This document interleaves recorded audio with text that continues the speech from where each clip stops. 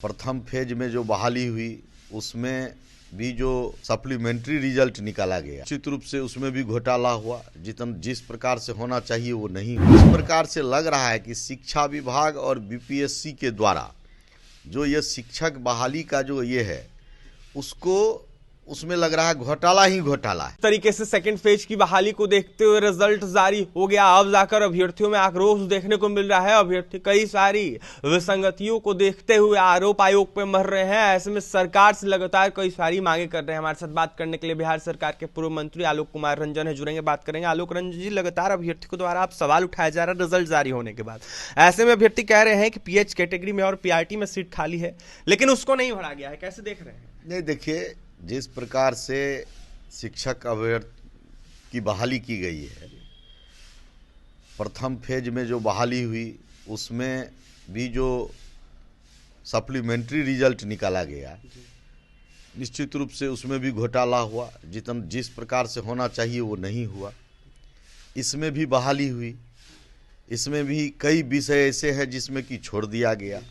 कई नियम ऐसे थे जो फर्स्ट फेज में जो नियम था उसको इस बार उस नियम को गायब कर दिया गया।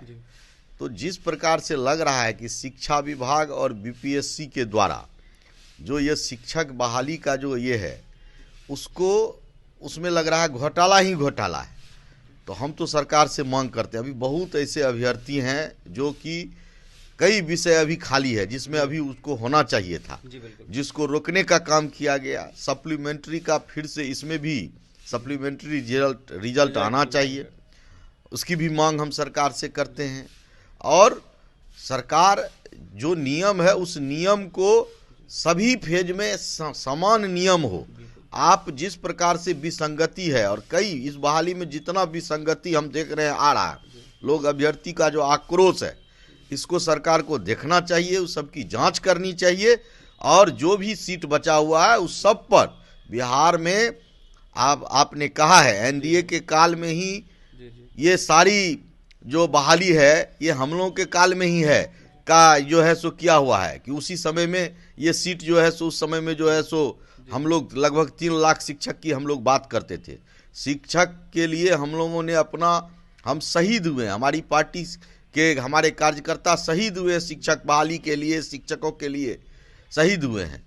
तो निश्चित रूप से सरकार को इस पर ध्यान देना चाहिए और जो भी विसंगतियां हैं उसको दूर करके और जो भी सीट खाली है बिहार के युवाओं को मिलना चाहिए। और ये डोमिसाइल नीति जो बिहार में जो खत्म कर दिया गया, इसके कारण आज बिहार के युवा बेरोजगार हैं और बिहार से बाहर के लोग जो है सो बिहार में आ रहे हैं। ये बिल्कुल गलत है, इसको पुनः लागू करना चाहिए। आलोक रंजन जी, भाषा विषय को लेकर अब सवाल उठने लगे। ऐसे में फर्स्ट फेज की बहाली को देखते हुए देखा जाए तो भाषा विषय था और सेकंड फेज की बहाली में भाषा विषय को हटा दिया गया। ऐसे में परीक्षा तो ली गई है लेकिन उसका मार्क्स ऐड नहीं किया गया है। नहीं, देखिए, ये मैंने कहा ना कि इससे पूर्व में कि कई विषय ऐसे हैं जो पूर्व में था, बाद में उसको खत्म कर दिया गया अपने सुविधानुसार। हापादापी के कारण थोड़ा सा उसको, हमको लगता है कि सरकार को सिर्फ अपने सुविधानुसार सरकार ने नियम बनाया है और अपने सुविधानुसार सरकार के जो लोग हैं उस नियम को ख़त्म करती है। तो ये नहीं होना चाहिए। निश्चित रूप से जो पूर्व में था भाषा विषय की, आपने चर्चा किया था कि भाषा विषय रहेगा और भाषा विषय का नंबर जोड़ा जाएगा, भाषा विषय में कोई फेल होगा तो नहीं उसका ये होगा, उसको आपने समाप्त कर दिया। तो ये नहीं होना चाहिए। ये सब पर सरकार को देख करके और जो खास करके जो बहाली है, जितने हमारे लोग बेरोजगार हैं उसको जितना जो भी सीट खाली है उस पर जल्द से जल्द उस पर बहाली हो। देखिए, जल्द से जल्द जितना सीट खाली है उस पर बहाली होनी चाहिए, उसको भरना चाहिए। तो ऐसे में आलोक रंजन बिहार सरकार के पूर्व मंत्री क्या कुछ मांग कर रहे थे शिक्षक नियुक्ति को लेकर सेकंड फेज की बहाली को देखते हुए आपने सुना है। ऐसे में आलोक रंजन ने यह साफ कहा है कि डोमिसाइल नीति को खत्म कर दिया गया और बाहरी अभ्यर्थियों को उस परीक्षा में शामिल करवाकर परीक्षा दिलवा दिया गया। ऐसे में बिहार के लोगों को रोजगार इस वजह से नहीं मिल पा रहा है। डोमिसाइल नीति लागू करने की फिर से मांग कर रहे थे। अभ्यर्थियों को देखते हुए जो सीट खाली है उसको भरने की मांग कर रहे थे। तो वहीं सप्लीमेंट्री रिजल्ट की सेकंड फेज की बहाली में आलोक रंजन मांग करते हुए नजर आ रहे थे। वहीं क्या कुछ कहते हैं आपने सुना है। और भी तमाम खबरों के लिए MC24 के साथ बने रहे। हमारे चैनल को सब्सक्राइब करें, पेज को लाइक करें। बहुत बहुत धन्यवाद।